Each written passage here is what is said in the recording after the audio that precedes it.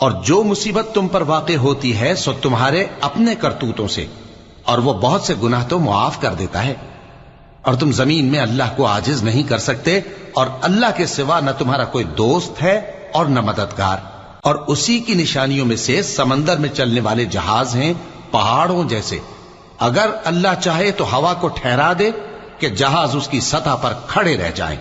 ہر صبر اور شکر کرنے والے کے لیے ان باتوں میں قدرت کے نمونے ہیں۔ یا ان کے اعمال کے سبب ان کو تباہ کر دے اور بہت سوں کو معاف بھی کر دے۔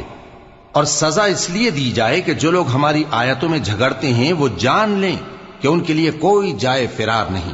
لوگوں، جو مال و متاع تم کو دیا گیا ہے وہ دنیا کی زندگی کا ناپائیدار فائدہ ہے، اور جو کچھ اللہ کے ہاں ہے وہ بہتر اور باقی رہنے والا ہے، یعنی ان لوگوں کے لیے جو ایمان لائے اور اپنے پروردگار پر بھروسہ رکھتے ہیں، اور جو بڑے بڑے